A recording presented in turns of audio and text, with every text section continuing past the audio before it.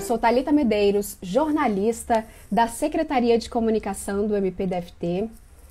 Essa é a primeira live com entrevista do Instagram do MP, do Ministério Público do DF. E a gente vai receber hoje o doutor Leonardo Bessa. Deixa eu ver se eu consigo chamar doutor Leonardo.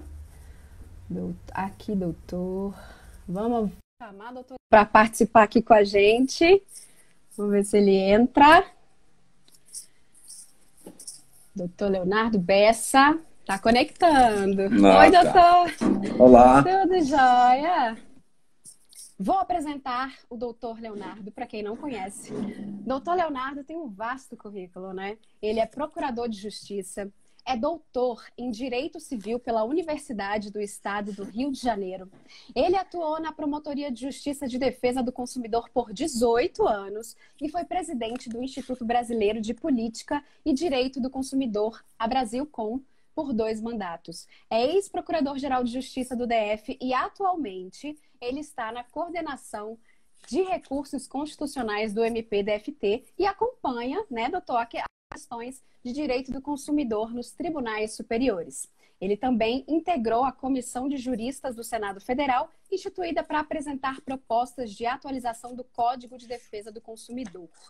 Doutor Leonardo, essa live, vou falar para o senhor e para quem está assistindo a gente, que é o seguinte, ela faz parte do projeto MP Solidário, que tem a finalidade de informar a sociedade sobre os seus direitos nas diversas áreas de atuação do MPDFT. Essas ações, elas são voltadas para a gestão positiva dos conflitos e elas foram idealizadas para atender o atual contexto de pandemia. E essas ações, elas vão continuar depois da pandemia também.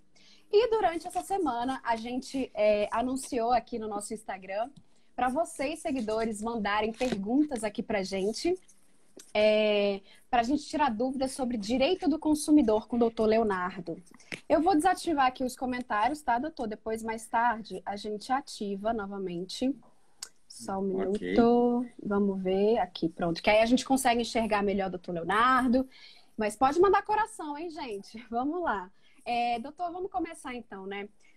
Muita coisa mudou com essa pandemia, né? E uma dessas coisas que mudou na nossa vida foi o nosso hábito de consumo, né? Hoje a gente pede um monte de coisa pela internet, o nosso consumo online cresceu demais, além de outras questões que a gente enfrenta, como mensalidade escolar, que mudou muita coisa, as academias, passagem aérea, enfim, muitas questões que a gente vai tentar abordar aqui nessa live, tá? E aí, posso começar com as perguntas? Pode. Antes, deixa eu cumprimentar a todos, claro. Todos que estão assistindo, que vão assistir. Queria, antes de tudo, Thalita, parabenizar todo o setor de comunicação, você, todos que colaboraram tanto para manter, né, as redes sociais do Ministério Público e por essa iniciativa tão legal, né, nesse âmbito da ideia do MP Solidário. Então, eu queria dizer que, para mim, é uma alegria, é uma satisfação estar aqui, poder trocar essa ideia, né? Eu acho bastante importante esses esclarecimentos. E eu queria destacar um ponto antes de você começar com suas perguntas, tá. Que é o seguinte, é importante que diga a quem vai ouvir que eu atuo na área de defesa do consumidor nos tribunais superiores. Nós temos no Ministério Público 4 promotorias de defesa do consumidor, né? São os colegas, o Paulo Binicheski, o Trajano, a Juliana e o Guilherme Fernandes Neto. Então, a minha, vamos dizer assim, visão não é necessariamente a visão dos colegas.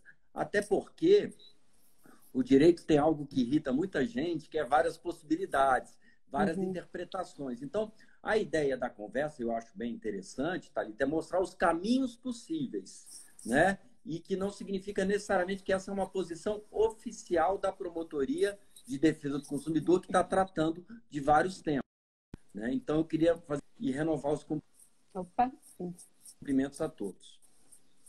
Sim, muito importante eu falar isso mesmo, doutor. De vez em quando dá uma travadinha, mas é normal, faz parte do ao vivo. Doutor, então vamos lá para a nossa primeira pergunta, que a gente recebeu. Gente, eu selecionei algumas, e eu espero que dê tempo da gente falar sobre todas elas, tá bom? Bom, então vamos lá. A Marina, ela perguntou a seguinte questão: como fica a situação de uma pessoa que perdeu o emprego ou teve uma redução drástica dos rendimentos em relação ao pagamento de mensalidades escolares, planos de saúde, financiamento, enfim, etc. A pergunta dela é boa porque, né, afeta vários, milhões, na verdade, né, de Uhum. consumidores e pessoas que tiveram rendimento reduzido ou tiveram rendimento reduzido ou perderam mesmo o emprego e o salário. Sim. Antes de fazer a pergunta, antes de responder a pergunta, eu queria falar brevemente, Thalita, de um aspecto que vai nortear várias respostas, né? No passado, quando se construiu, e eu sei que eu estou falando para várias pessoas que não são necessariamente formadas em direito, a maioria talvez, Uhum. quando se construiu a ato,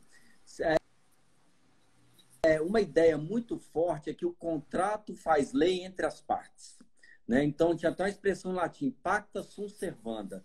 Então, tudo que você pactuou, você tem que cumprir. Então, se houve uma alteração aqui e acolá, uma mudança social, da economia, uma situação de desemprego, isso não era um problema do legislador, nem do intérprete, nem do juiz, nem do Estado. E houve uma evolução, e o século XX ajudou muito como? Infelizmente, com situações de guerra, situações de pandemia, situações de... houve uma pandemia, né? A gripe espanhola, que hoje todo mundo está lembrando dela, né? É uma pandemia que matou mais de milhões de pessoas, e o direito tinha que ter soluções para isso. E se Uhum. construiu, a partir disso, a ideia da boa-fé objetiva. O que é? Que o legislador, o intérprete, o aplicador do direito, ele começa a olhar para o conteúdo do contrato, para verificar equivalência, para verificar, isso é muito importante, o interesse das partes ao contratar e tentar, no futuro, manter esses interesses, revisar o contrato, modificar. Então, ao longo do século XX, houve vamos dizer assim, uma releitura dessa teoria do contrato para dizer dessa possibilidade. Então, hoje nós temos vários instrumentos, aí eu vou responder a pergunta da Marina, não é? E Isso. dizendo o seguinte, os contratos, quando ele tem os contratos que se prolongam no tempo, é importante destacar isso, e todo, mensalidade escolar, plano de saúde, financiamentos, se houver um fato superveniente que afeta substancialmente uma obrigação excessiva para uma das partes, é possível restabelecer o equilíbrio daquele contrato, né, de modo a preservar o interesse dos dois lados dessa relação, consumidor e fornecedor. Então, existe, hoje está lá no artigo 6º, inciso 5º, é o direito à revisão dos contratos quando há um fato superveniente que afeta o contrato de modo a gerar uma obrigação excessivamente onerosa. Então, assim, em princípio, sim, ela tem direito de rever essa base do contrato. O primeiro caminho é procurar, né, o outro lado, o fornecedor, que tem que ter sensibilidade para a situação e reduzir parcialmente a prestação, suspender, renegociar. A palavra-chave hoje, Thalita, é renegociação. Sim, sim. Por falar nisso, doutor, o Roberto, ele mandou uma pergunta que é a seguinte: pode haver suspensão de fornecimento de serviços essenciais se o consumidor não pagar conta de água, de luz, enfim, etc. A pergunta dele é muito boa, porque houve todo um debate nesse assunto antes da pandemia, e a conclusão do STJ, que é o Superior Tribunal de Justiça, quem decide esse assunto, antes da pandemia, olha que interessante, é que em face de inadimplemento do consumidor, tanto as contas de água e de energia elétrica podem ser suspensas, desde que comunique previamente, seja relativa ao mês anterior, não haja discussão judicial daquele débito. Então, se construiu todo o entendimento em torno da possibilidade ou não. Assim que houve a pandemia, a ANEEL, houve um ato da ANEEL para alterar e dizer que não poderia, a ANEEL, Agência Nacional de Energia Elétrica, Uhum. haver o corte em face de inadimplemento do consumidor. E no âmbito dos estados, ocorreu mesmo várias iniciativas das companhias de água dizendo que não é para cortar, né, o fornecimento de água, ainda que o consumidor deixe de pagar. E é mais do que razoável, né? Primeiro, está todo mundo em casa. né? Sim. Bastante tempo em casa. Segundo, você está determinando medidas de higiene, mais cuidado. Então, energia elétrica e água são fundamentais. Terceiro, a mesma situação que a Marina perguntou. Todo mundo, muitos, milhões, e aí não é exagero, milhões de consumidores sofreram uma drástica redução dos rendimentos e eles vão ter que fazer algumas escolhas. Algumas contas eles vão ter que adiar. Né? E nada como... Então, o ideal é justamente negociar. Mas, objetivamente falando, durante a pandemia, não pode haver corte nem de água, nem de energia elétrica. O débito vai ficar lá e, no momento posterior, esse consumidor vai entrar em contato com a empresa e renegociar a sua dívida. Tá ótimo, muito bem. Parece que eu tô correndo. Será que eu tô correndo, doutor? O que você acha? Não sei. Porque são muitas perguntas. São muitas a gente perguntas. tem um limite de horário, né? Pois é, exatamente. Vamos lá, então. Vamos lá, vamos Francisco. tentar atender tudo. É isso, porque são muitas perguntas muito boas. O Francisco, ele fala o seguinte: empresas de eventos que sumiram na pandemia respondem civilmente pelo CDC ou criminalmente por Estado? Alô? Travou um pouquinho. Oi. Mas eu entendi a pergunta, eu entendi. Uhum. Evandro, né? Francisco. Francisco. Onde eu tirei Evandro? Tá. O Francisco, esse problema, tendo ou não tendo pandemia, as empresas que recebem dinheiro do consumidor e na hora de cumprir o contrato somem, elas, em tese, praticam crime contra o consumidor, um estelionato, e vão responder criminalmente e vão responder civilmente. A grande dificuldade, com ou sem pandemia, é que, como ele mesmo coloca na pergunta, são pessoas que somem. Então, você não localiza patrimônio, não tem como ir atrás, eventualmente, até para um processo criminal. Então, é uma dificuldade. Eu aproveito a pergunta do Francisco para as pessoas ficarem muito atentas, né, com os golpes que estão ocorrendo e estão aumentando durante a pandemia. Compra de comércio eletrônico, eu vou falar da área de consumidor, tem vários outros golpes também, sim. né? Então, muito cuidado, gente, com preços excessivamente baratos, né? Houve um incremento muito grande do comércio eletrônico, ainda bem que o Brasil está preparado para isso, para atender o consumidor, mas tem muitos golpistas aparecendo. E, claro, como é que eles vão com preço fora da curva? Então, fiquem muito atentos, comprem locais, sites, lojas virtuais já conhecidas e tenham esse tipo de cuidado. Porque, como o Francisco diz, não adianta você ter o direito, eu tenho direito, sim, mas você não localiza a pessoa, a justiça não localiza e você vai ficar frustrado, né? Então tem que ficar atento. Essa questão do preço abusivo a gente vai falar já, tem uma pergunta aqui também. Vamos lá. O Damião, ele perguntou o seguinte: gostaria de saber como fica nesse momento os valores das prestações referentes aos serviços educacionais contratados com escolas que estão ministrando as aulas na modalidade EAD, tendo em vista que os serviços contratados não foram nessa modalidade. Esse tema é de extrema relevância, né? Porque isso aí afeta praticamente todas as famílias. É um tema que tem gerado muitas polêmicas, posições diversas de órgãos de defesa do consumidor, posições diversas de câmaras legislativas que têm aprovado as leis, que vão ser discutidas a constitucionalidade. Então, assim, eu poderia responder essa pergunta em 5 minutos, 3, que é o que eu vou tentar fazer, como poderia falar aqui durante 30 minutos. Então, eu vou tentar sintetizar. Se for o caso, no final a gente volta para ela. Ótimo. Vamos lá. O primeiro ponto, eu vou falar algumas coisas que, inclusive, tem já uma posição oficial do Ministério Público, do Ministério Público do Distrito Federal. O Ministério Público do Distrito Federal, por meio da sua Procuradoria-Geral, doutora Fabiana Costa, manifestou entendimento de que uma legislação que estava sendo aprovada no âmbito da Câmara Legislativa, que fazia uma redução linear, eu não sei se era 20% ou 30% da mensalidade, seria inconstitucional, né? Então, essa é a posição do Ministério Público quanto à possibilidade de unidades, no caso do DF, Câmara Legislativa, editar a norma realizando desconto linear sobre mensalidade escolar. Tá. Isso significa que o consumidor não tem direito a nada, não pode haver redução? Significa que pode, mas tem que analisar, como eu disse, o caso concreto. Brasília, por exemplo, são dois aspectos a serem analisados, Thalita. Primeiro, a questão, houve uma perda de emprego do lado do consumidor, né? Uhum. A pandemia afetou os rendimentos daquele consumidor de maneira substancial, de modo a criar dificuldades de arcar com o seu orçamento? Sim, primeiro ponto. Né? Então, isso por si só já é possível dentro daquela teoria, o artigo 6º, 5º do CDC, aquela que eu falei, né? A chamada teoria de visão adaptada. Isso por si só já seria suficiente.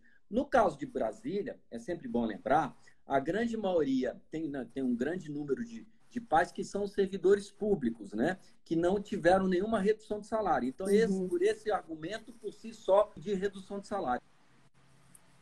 Mas há um outro, que é o que foi destacado aí na pergunta. Há um outro que foi destacado na pergunta, que é a questão da... Você contrata um serviço presencial, não é?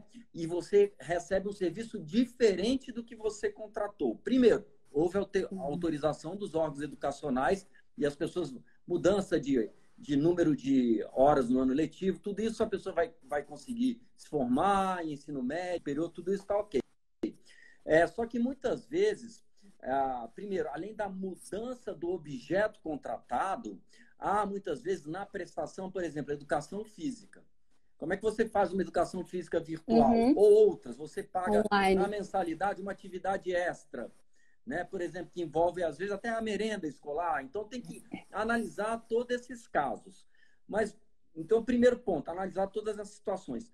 E outro ponto muito, muito relevante, você perceber que houve uma... Thalita diz que nesse caso é considerado o serviço impróprio é aquele que não se presta à finalidade que lhe é inerente ou que ele vale menos do que a pessoa pagaria. Isso até vou me permitir, porque está lá no artigo 20 do Código. Ó, o fornecedor, porque está bem didático, por isso que eu vou ler a lei. Sim. O fornecedor de serviço responde pelos vícios de qualidade que os torne impróprio ao consumo. O serviço não é o impróprio ao consumo. Ele se tornou próprio diante das circunstâncias. Ou lhes diminui o valor, né? Ou aquele serviço que diminui o valor. Então, é possível, com base nesses argumentos, pedir uma redução. E se você me perguntar qual o percentual, aí essa pergunta é aquela pergunta de $1 milhão, né? É muito complicado. Tem aí que eu falei, tem que analisar o caso concreto. As escolas têm que abrir canais de comunicação com o consumidor, né? Tem que ter essa boa disposição da escola. Se, de um lado, o desconto linear me parece um grande equívoco, porque tem que analisar caso concreto. De outro lado, muitas escolas estão fingindo que nada está acontecendo. Todo mundo está no esforço de adaptação, todo mundo está sensível ao momento pelo que o país passa, mas tem alguns estabelecimentos que não abriram um canal de comunicação com o consumidor, e isso é muito ruim, Thalita, porque isso pode ir para o judiciário, é muito ruim. Então, é muito importante abrir esse canal de comunicação para analisar o caso concreto. Haverá consumidores, eu sei que eu estou me estendendo um pouco, em que não há que se falar em redução, porque aquele consumidor pode entender que não houve uma diminuição da qualidade. Eu vi até uma pesquisa, também vou abrir um parênteses, né? Vi uma pesquisa hoje, as pessoas estão fazendo pesquisa de tudo, né? E eu também sou professor, né? Alguns alunos estão adorando e achando que é muito melhor a aula, né, digital online. Outros estão falando que ou o professor não se adaptou, muitos professores não se adaptaram, né, foram pegos de surpresa, ou o aluno não se adaptou. Então, tem de tudo. Então, se tem um aluno, a família satisfeita, melhorou a qualidade, o aluno está aprendendo mais, o pai não teve nenhuma redução salarial, por que você vai propor essa redução? Agora, há outros fatores. Então, a dificuldade toda nessa história é essa questão de você dar uma solução geral. Você tem que analisar o caso concreto. E a melhor forma de analisar o caso concreto é numa conversa individual com o fornecedor. Né? Evitar de imediato, levar à justiça, etc. Essa parte de evitar levar à justiça é importante, né, doutor? Extremamente relevante. Tá? Por quê? Por vários motivos. Primeiro, quando você consegue uma solução consensual, ela atende o desejo de ambas as partes e não gera uma tensão. Todo contrato, ele é uma relação entre pessoas. Uma tensão aqui, né, se for mal resolvida, ela pode lá na frente trazer outras consequências. É o primeiro ponto.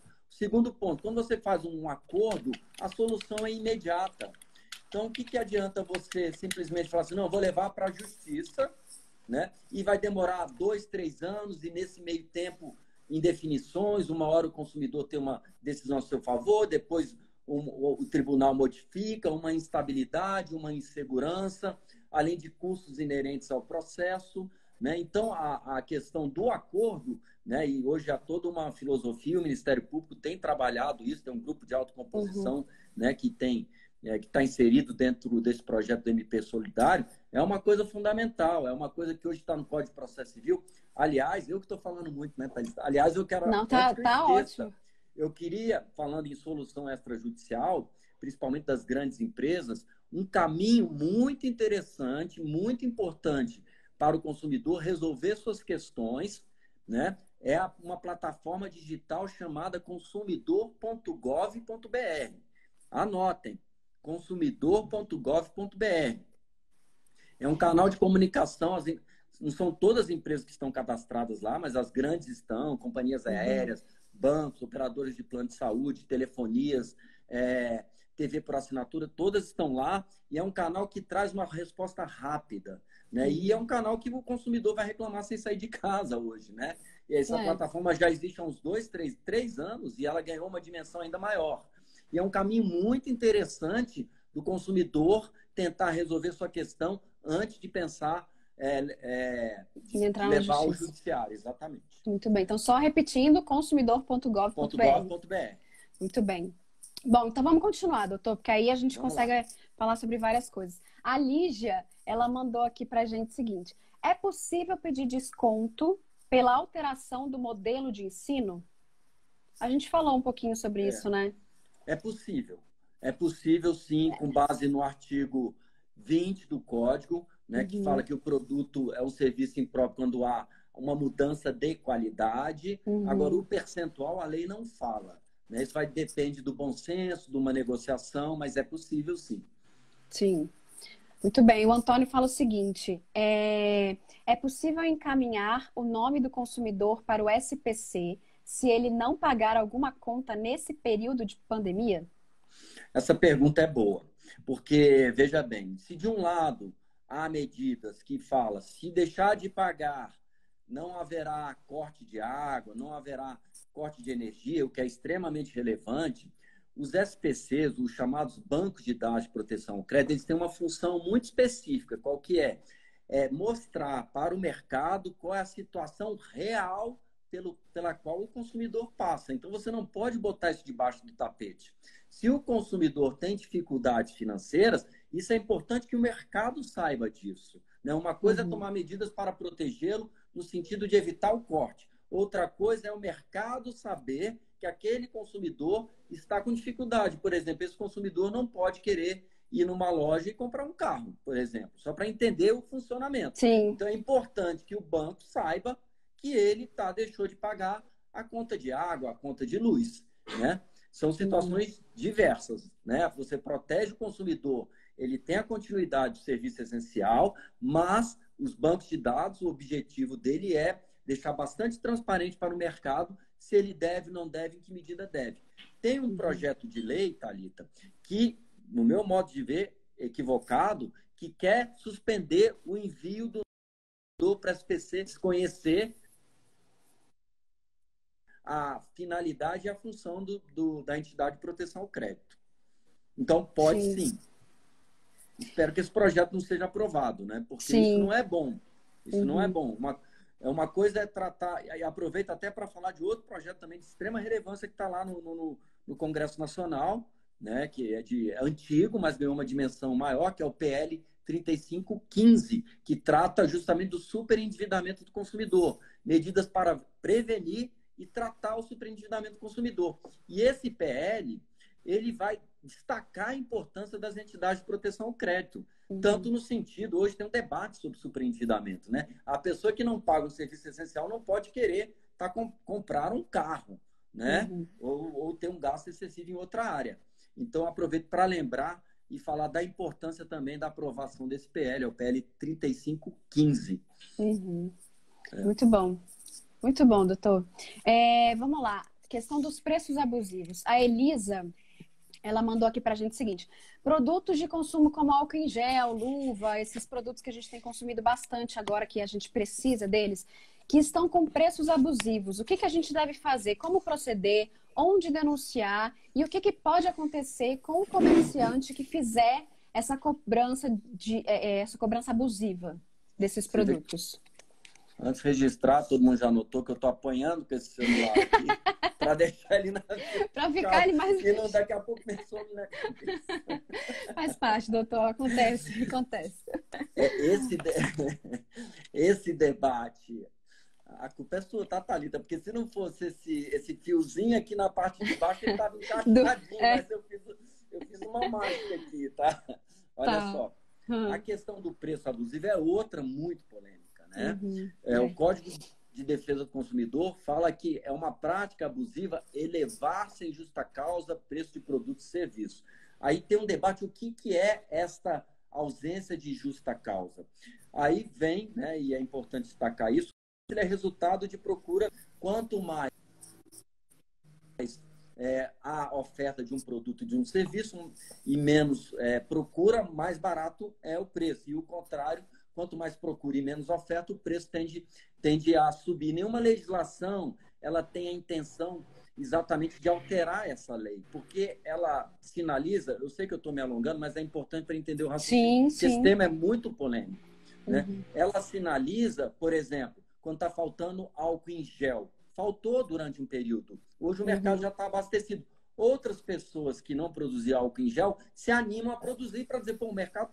Então, se alguém subir o preço em determinado período, vem outros atores, outros players que vão fazer com que aquele preço volte a um patamar. Então, é sempre uma situação pontual que sinaliza para o mercado, venham produzir mais álcool em gel que as pessoas estão precisando. E você interferir nesse mercado, há muitas críticas em relação a isso. Esse é um lado da moeda.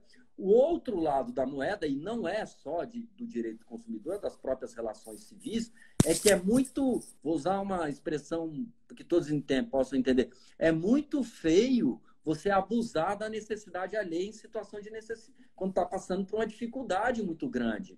E aí eu vou citar o exemplo dos Estados Unidos. Os Estados Unidos é um país extremamente liberal, mas lá existem leis muito severas quando há catástrofes e a pessoa abusa dessa catástrofe para triplicar, tornar o preço 4, 5 vezes maior. Entendeu? Então, até lá existem medidas em relação a isso. Por quê? Porque o direito, ele reprime, ele faz a censura. Então, tem um lado econômico e tem um lado da censura da conduta. Então, para resumir e falar aqui que o CDC, ele realmente, se houver um abuso, a pessoa pode responder a uma prática abusiva, ela recebe sanção do PROCON. Mas, de novo, a norma é aberta e ela não define exatamente como é que funciona esse percentual, o que seria considerado abuso.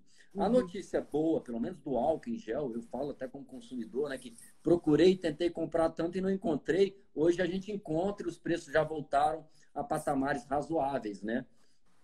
Mas isso não exclui a conduta de quem tem abusado desse momento de falta do mercado, exagerado nesse preço. Agora, o que é exagero também gera muita polêmica da definição. Vou me esforçar aqui. Então, só para a gente tirar a dúvida aqui de uma coisa, doutor.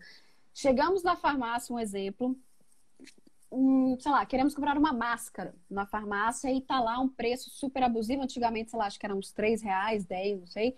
E agora tá 80, por exemplo. Aí eu, como consumidora, o que eu faço? Vou no PROCON?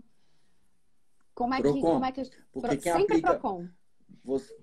O PROCON, porque o PROCON é um órgão que aplica sanção administrativa, que é uma multa, né? E ela tem um caráter de puxão de orelha, né? Então, é exatamente PROCON. Só um pouquinho. Tá. Fala com o João, já expliquei. Meu Deus, desculpa, esse negócio de live tem as questões de resolver situações domésticas. Eu tô E aqui meu filho rezando não pra mim. percebeu. Eu tô aqui Ele rezando tá pra ali há minha muito gatinha tempo não me aparecer. incomodando, eu tô quase jogando um negócio aqui nele. Brincadeira. Tá quase chamando ele pra participar da live. É.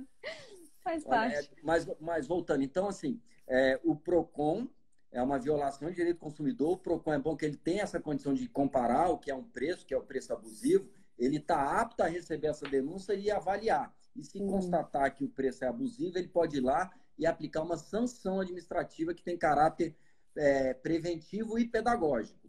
Tá? Então, é o Maravilha. PROCON que deve ser procurado numa situação como essa. E aproveitando, linkando um pouco essa pergunta, a Rebeca mandou uma pergunta assim, ó. Os estabelecimentos podem limitar a quantidade de produtos por pessoa? Porque às vezes você chega na farmácia e fala, eu quero álcool gel. Ele fala assim, quantos? Aí você fala, sei lá, 4. Ele fala, não, 4 não pode, só pode 2 por pessoa. Pode sim, Thalita. Essa regra não é de hoje, está lá no artigo 39, inciso 1º, e de novo, o Código, o legislador é muito sábio, né? Ele fala que você pode limitar quando houver justa causa. E o que é esta justa causa? O interesse público, o interesse de todos, né? Se você vende 10 unidades de álcool em gel para uma pessoa, vai faltar para outras, né? E isso vale para alimento, vale para tudo. Então, é mais o que o fornecedor tem que fazer nessas situações, comunicar, deixar claro, ó, 3 unidades por consumidor, seja álcool em gel, seja máscara, seja um saco de arroz. Então, é possível limitar quando você tem o objetivo de atender interesse de uma coletividade. Né? E é uma norma que tem que ser, sim, aplicada. Ainda bem que o exemplo do álcool em gel, né, me parece que está regularizado, mas ele é perfeito. Outras situações, máscara, enfim, qualquer outra item que tem uma procura muito grande, pode limitar, sim, para atender a coletividades. A coletividade, desculpa. Aí, continuando, a Ayla, ela perguntou o seguinte: as empresas são obrigadas a prorrogar o prazo para trocas de produtos durante a pandemia? Cortou um pouquinho. Prorrogar o prazo. Prorrogar o prazo de troca de produto. Elas são obrigadas? Olha só, vai o bom senso aí. Primeiro, quando é que pode haver troca de produtos? Essa pergunta tinha que ser anterior. Né? Tem situações muito específicas no direito do consumidor que você pode comprar o produto e trocar. São 3 situações. A primeira, quando tem vício do produto. Você comprou o produto, ele não funciona, e tem prazo para isso. A segunda situação, quando a empresa que te vende, ela fala, ó, troca o produto em 30 dias, 45 dias. Aí precisa dessa informação e está preso à informação que a empresa ofertou, ela tem que cumprir. E a terceira situação é a chamada compra fora do estabelecimento, que essa aí não é exatamente troca, é devolução do dinheiro. Compra por comércio eletrônico, que é muito comum. Agora você tem um prazo de 7 dias para ter o dinheiro de volta. Não houve exatamente uma hipótese prevendo expressamente, por exemplo, na questão do vício do produto, né, de que esse prazo ele estaria suspenso ou prorrogado ou dilatado. Né? Mas, por exemplo, na loja, se você não pôde exercer o direito de troca porque a loja estava fechada, é evidente que o bom senso vai indicar que esse prazo será dilatado. Eu acho que a própria loja vai ter essa postura. Né? Então, assim, na lei, porque é muito técnico esse ponto. Teve uma lei recente que ela suspendeu o prazo de prescrição, né? Mas os prazos de decadência, que é justamente de troca de produto, não, o legislador, não sei porque, ele não mexeu, entendeu? Então, o prazo para a troca de produto é decadencial. E essa lei, foi uma lei aprovada agora, em junho. Ela falou, os prazos de prescrição não vão correr, que é para algumas situações. Mas o prazo de decadência, que no meu modo de ver, a lei deveria ter falado a mesma coisa, a lei ficou em silêncio. Então, vai depender muito do bom senso. Eu acredito que o próprio fornecedor vai ampliar esse prazo, o consumidor não vai ter dificuldade. Mas depois, Thalita, se não tiver pergunta, eu tenho que falar um pouquinho do artigo 49, né, que é essa compra fora de estabelecimento. Houve uma alteração específica sobre isso, a gente pode falar no final. Mas é porque eu estou, né? Mas então, eu acho que a gente já podia falar agora, né, doutor? Já vamos aproveitar, então vamos porque é muito importante. Essa é muito importante e eu também acho que, com todo respeito, o legislador não acertou. Ele disse o seguinte, teve uma lei, é uma lei aprovada agora em junho, deixa eu passar o número aqui para vocês, e aí eu tenho que botar o óculos, é a lei 14010, de 10 de junho de 2020, porque todo mundo pode consultar. Essa lei ela vai tratar exatamente de situações emergenciais nas relações privadas e relações de consumo. E tem só um dispositivo que trata de relação de consumo, que vai justamente suspender o artigo 49 do Código de Defesa do Consumidor até o dia 30 de outubro. E o que diz esse artigo 49? É justamente a possibilidade do consumidor desistir de contratos em que é feito por comércio eletrônico ou fora do estabelecimento físico, ou seja, o delivery. O que mais está acontecendo? O artigo 49, ele fala que em tempos normais, né, o consumidor pode, no prazo de 7 dias, quando ele recebe o produto, simplesmente desistir da compra de maneira imotivada. Eu me arrependi, quero o meu dinheiro de volta. E é algo que funciona muito bem, né? E os fornecedores já têm canais próprios para isso. O artigo 8º dessa lei falou, esse artigo 49, até o dia 31 de outubro de 2020, fica suspenso. Não se aplica para compra de alimentos, perecíveis e medicamentos. Aí, o que eu tenho a dizer? Bom, raramente, né? E aí o consumidor sabe disso. Ele compra quando ele compra um alimento, ele vai almoçar final de semana, compra via delivery, né? Algum alimento, ele raramente ele vai simplesmente desistir de maneira imotivada. Não tem estatística que indique isso. Ele vai desistir de maneira motivada. Por exemplo, dia sem entrega ocorre 14 horas. Aí eu te pergunto, isso foi alterado? Não, isso não foi alterado. O que a lei quis suspender é a desistência imotivada. A desistência motivada, quando há descumprimento da oferta, ou quando a qualidade é outra, ou quando você pede um item e vem outro item, isso aí o consumidor ainda pode reclamar. Então, assim, primeiro que eu não entendi por que suspender o 49 da decisão imotivada para alimento, porque é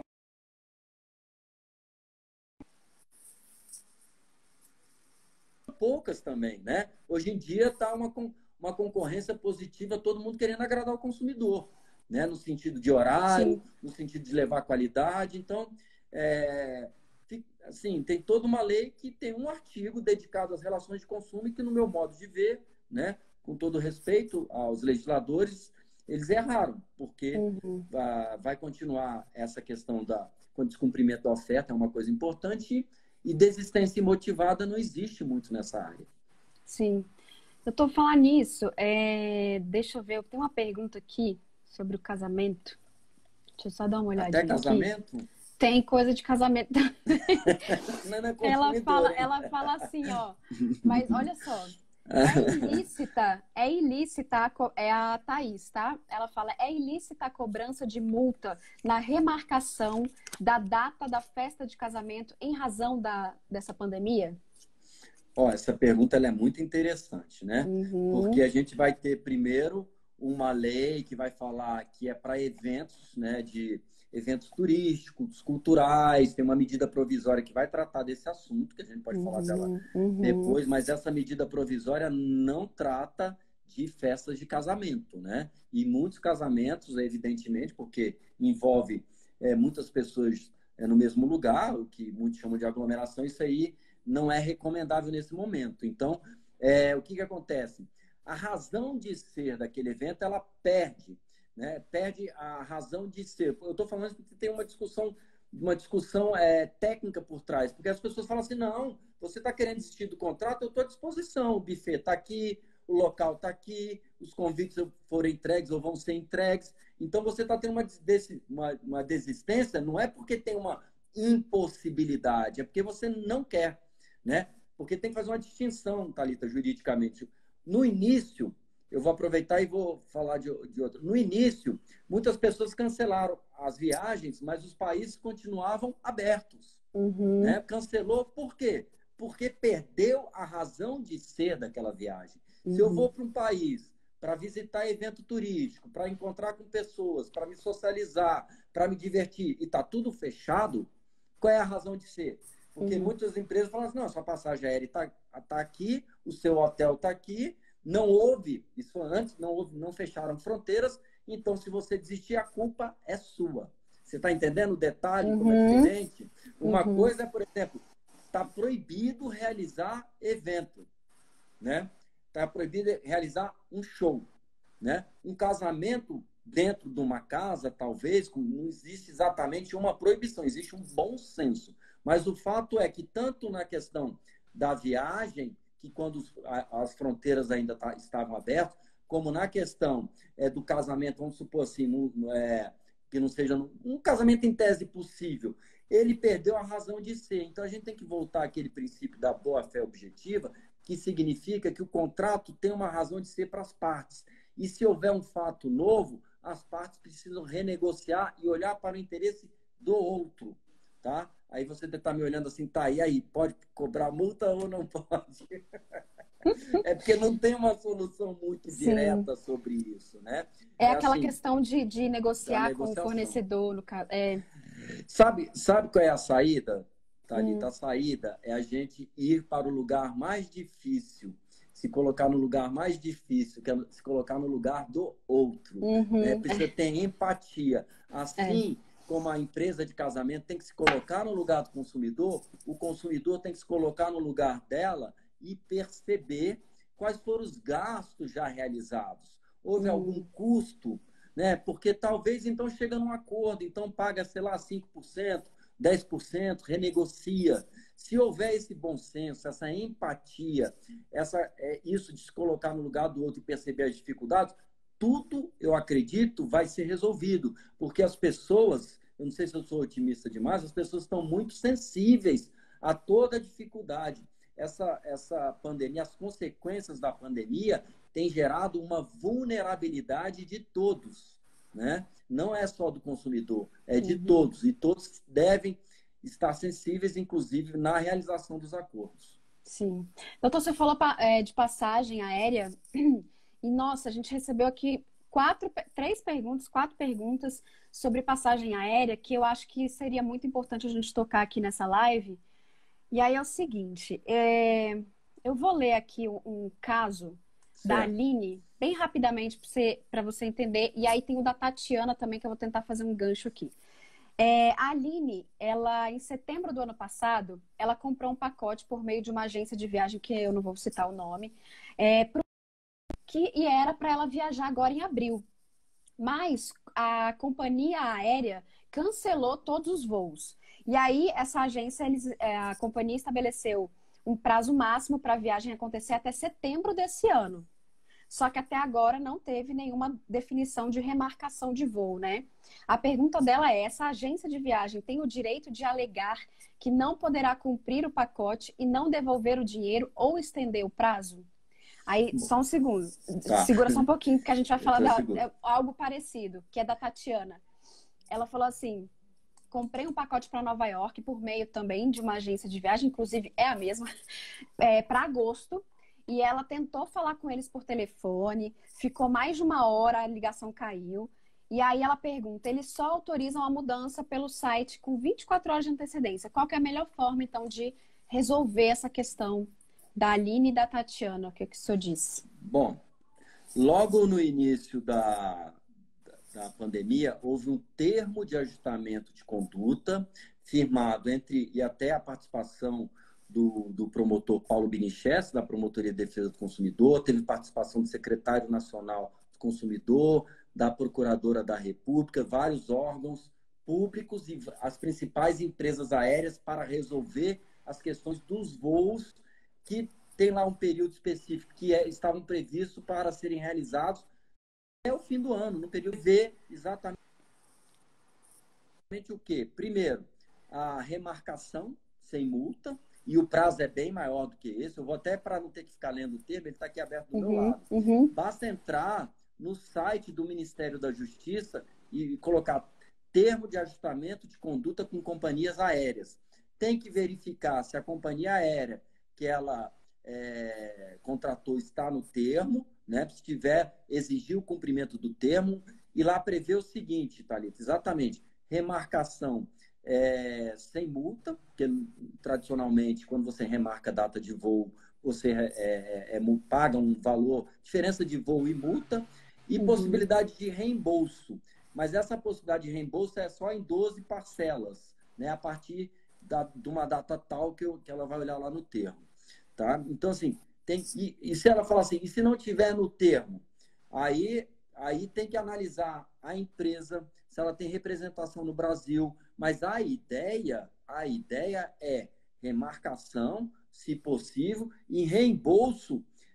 Também tem que ver o que a empresa está oferecendo, porque, em tese, ela tem direito ao reembolso, já que é o integral ou 90%, né? Já que está impossibilitado de cumprir aquele contrato. Né? Eu estou falando integral, eu estou falando essas questões desse modo, Thalita, porque tem muita divergência em torno desse assunto, né? Sim. Mas o fato é que tem essa possibilidade. Então, ela tem que, primeiro, ver se está no termo de ajustamento de conduta. Se não estiver, tentar naquela plataforma consumidor.gov.br. E aí, em última instância, levar para o judiciário, se for o caso, para pedir a devolução do valor pago. É só uma dúvida. Esse TAC, né, termo de ajustamento de conduta, ele é só para companhias do Brasil? As estrangeiras também estão dentro desse TAC? São 4 grandes companhias, posso até falar. É a TAM, que hoje a TAM, né, ela tem uma participação estrangeira, a Gol, a Passaredo e a MAP Transporte e a Azul Linhas Aéreas. Tá? Mas o raciocínio que está dentro do TAC, possivelmente, é a solução que o judiciário vai dar. Né? Dentro de todos esses argumentos que eu já apresentei aqui. Então, ainda que não esteja no TAC, o TAC pode ser utilizado, inclusive, como um argumento para atender a pretensão daquele consumidor. Argumentam num acordo extrajudicial ou mesmo numa demanda judicial. Muito bom. Doutor, outro ponto. A gente tem, Thalita, acho que mais 15. Eu posso...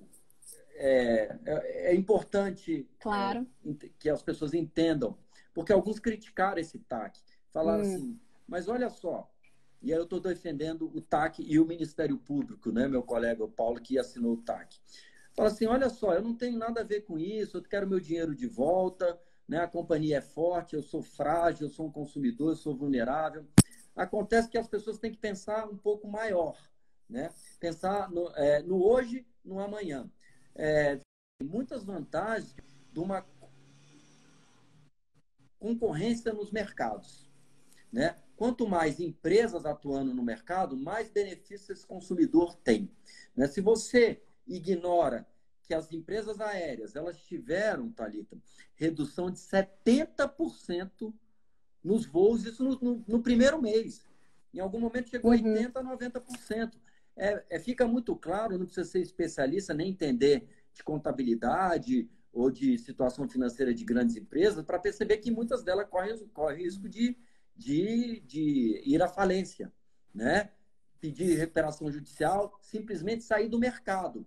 Se você não tem essa sensibilidade, você pode eventualmente até atender interesse do consumidor no momento, mas você pode gerar a quebra de uma empresa dessa e tirar um concorrente do mercado, e aí depois isso traz prejuízo para o coletivo de consumidores, né? A coletividade de consumidores. Por isso que houve essa percepção que as empresas aéreas, elas são grandes, mas elas estão afetadas muito, de forma muito forte por conta dessa redução drástica de número de voos, seja porque as pessoas não vão viajar mais, seja porque fecharam as fronteiras, né? Então, em outras situações, se não fosse talvez isso, aí seria legítimo você pedir, não, a devolução do valor, se não fosse, né, por outros motivos, né?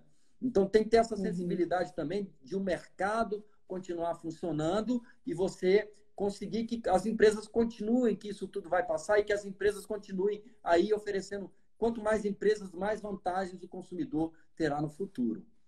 Tem que ter essa sensibilidade. Isso motivou um pouco o TAC, né? A ideia de devolver em 12 vezes e não numa única vez. Né? Até porque as empresas também não aceitariam esse TAC. Né? O TAC tem que ter a concordância das empresas. Pelas dificuldades que elas estão passando, elas não iriam aceitar isso. Doutor, a gente está faltando alguns minutinhos aí. Ainda temos tempo, mas estamos quase perto do fim. Eu queria que o senhor explicasse para quem está assistindo e que, sei lá, está lidando com algum problema agora durante essa pandemia, enfim, ou qualquer momento também, quando é que o consumidor pode procurar o Ministério Público?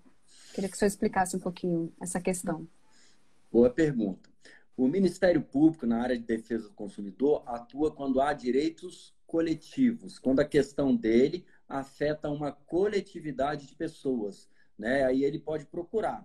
É um caminho possível, o Ministério Público tem optado pelo diálogo, pela TAC, que no fundo... Então, sempre quando a questão envolver aspectos coletivos, o Ministério Público pode ser procurado. Como ele pode ser procurado?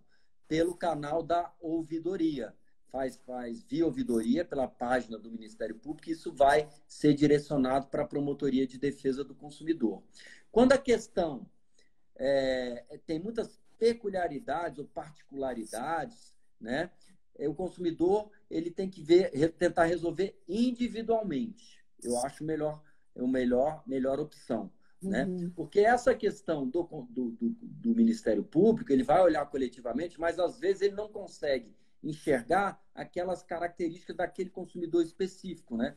Que houve perda de emprego, houve redução, pontualmente o ensino não está atendendo o interesse do filho dele que está tendo dificuldade.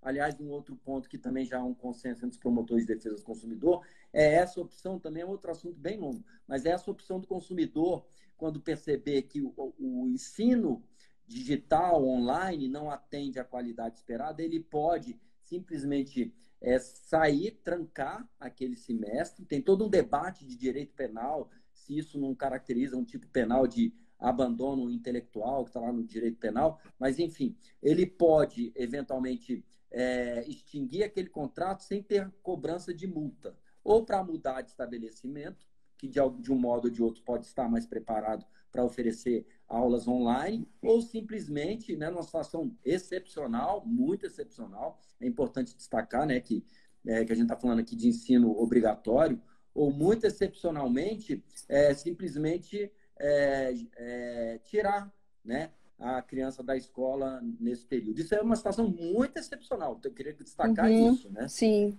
O ideal é tentar uma escola que atenda e tenha condições de oferecer o ensino digital com a qualidade mínima esperada, né? Mas, se numa situação extrema, né, se houver uma desistência, né, desse semestre, vamos chamar assim, do semestre, a escola não pode cobrar multa dos consumidores. Isso é um consenso, tem até um documento de todas as promotorias de defesa do consumidor do Brasil, elaborado pela Associação do Ministério Público do Consumidor. É um outro ponto também importante. Muito bem, doutor, só para deixar registrado aqui, o senhor falou que o TAC está no site do Ministério da Justiça, mas também está no nosso site, que é mpdft.mp.br, para o pessoal, se quiser procurar saber mais sobre as questões das passagens aéreas, está lá também. Doutor, vamos fazer uma última pergunta, então, que eu acho que também é uma questão que muita gente está sofrendo, né? Que é a questão das academias, né, de ginástica. E aí, assim, estão fechadas, não tem como abrir. O Henrique, ele faz a seguinte pergunta. Como não é possível frequentar a academia durante essa pandemia, eu quis cancelar a mensalidade, mas a academia se recusou. O que ele pode fazer? E aí, eu queria enganchar com uma outra pergunta, que é do Felipe, que ele fala, eu paguei um plano anual na academia e no mês seguinte entramos na quarentena e as academias fecharam. Quando a quarentena acabar, eu tenho o direito de usufruir esses meses que eu estou pagando, no caso, bem razoável. E que não pôde frequentar? Primeiro, vamos tirar a pandemia para raciocinar. O consumidor, ele tem um contrato de 1 ano com a academia. Ele pode simplesmente extinguir, cancelar aquele contrato? Pode. Pode ser exigida a multa? Pode. Né? Porque existe uma previsão de receita. Eu dou um preço especial para você usufruir 1 ano. Se você usufrui 3 meses e quer cancelar, é mais do que legítimo ter multa. Essa multa, de acordo com a jurisprudência, vai de 10% a 20% do valor. No caso, não é isso. O consumidor está desistindo, vamos dizer assim, porque a academia está fechada. Ela não está prestando serviço. Foi culpa dela? Não. Mas foi culpa do consumidor? Também não. Então, teoricamente, ele pode simplesmente deixar de pagar. Né? E manda uma carta, fala que está cancelando o contrato, que não está exercitando, tendo a possibilidade de usufruir do serviço e é direito dele. Tá? Muitas academias, eu achei uma postura muito interessante, até a minha, não vou falar o nome porque não ela já, por iniciativa dela, suspendeu. No primeiro mês cobrou só a metade e suspendeu.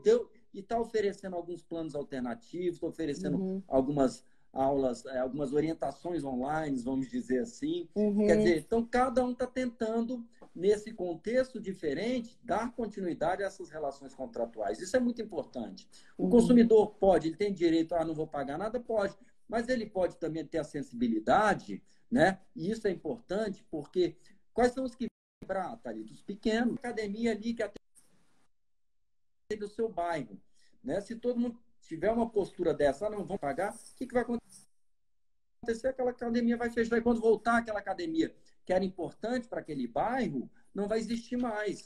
Então é importante. O consumidor tem o direito? Tem. Não me cobra mais nada, né? Porque não está prestando serviço, eu não estou mais usufruindo, eu pago pelo serviço, não é culpa minha, eu não vou pagar e não quero multa. Tá? Mas ele pode também ter uma postura da ideia de solidariedade, da ideia de boa-fé objetiva, da ideia de se colocar no lugar do outro, falar assim, olha só, vamos combinar o seguinte, nesse período, eu vou pagar 10% a 15%, pode ser? Só para, né, ter... Eu sei que a academia está fechada, mas ela deve ter alguns gastos de aluguel, gastos de outros, e tentar essa negociação. Sim. Ou gerar crédito, eu pago agora para não fechar, e lá na frente eu ganho um desconto, lá na frente eu deixo de pagar. Eu acho que o diálogo é fundamental, Thalita, é fundamental. Ou seja, tudo se resume a tentar negociar direto com o fornecedor, direto ali com a empresa, enfim, exatamente, né? Doutor, a gente está chegando ao final. Primeiramente, eu queria te agradecer por essa nossa primeira live aqui com entrevista. Foi muito legal. Já vi que eu até vou liberar aqui os comentários. Já vi que tiveram vários coraçõezinhos, muita gente aqui com a gente. Isso é muito legal. Aí eu queria que o senhor se despedisse aqui da gente. E o pessoal, eu tô aqui perdidinho, né? Porque eu tenho dificuldade de fazer duas coisas ao mesmo tempo, né? Então, o pessoal me mandando WhatsApp aqui, eu não tenho condição de responder, não, gente. Pois é, por isso que eu desativei os comentários. Porque senão a gente fica, né? Não porque consegue você bloqueou aqui, o pessoal começou a mandar umas perguntas de WhatsApp. Desculpa, mas depois eu respondo, tá? Até me ajudando, isso. Entendeu? Mas eu queria primeiro renovar, assim, parabenizar novamente o Ministério Público, que sejam realizadas outras lives aí, tem muitos temas sensíveis e foi um prazer fazer essa inauguração, parabenizar a todos vocês, você, Thalita, em especial, todos da comunicação, e também mandar um abraço a todos aí que participaram, foi um grande prazer, uma grande satisfação. Muito bem, doutor, muito obrigada por essa entrevista, por esse bate-papo, respondendo, né, as perguntas aqui dos nossos seguidores. E você que assistiu aqui a gente, muito obrigada pela sua presença, pela sua companhia. E lembrando que a nossa live vai ficar no nosso IGTV, na íntegra lá, para vocês poderem assistir depois, tá bom? Doutor Leonardo, legal. Boa noite. Boa noite. Até a próxima. Até mais, boa noite gente. para Valeu. vocês, gente. Tá. Tchau, tchau. Tchau.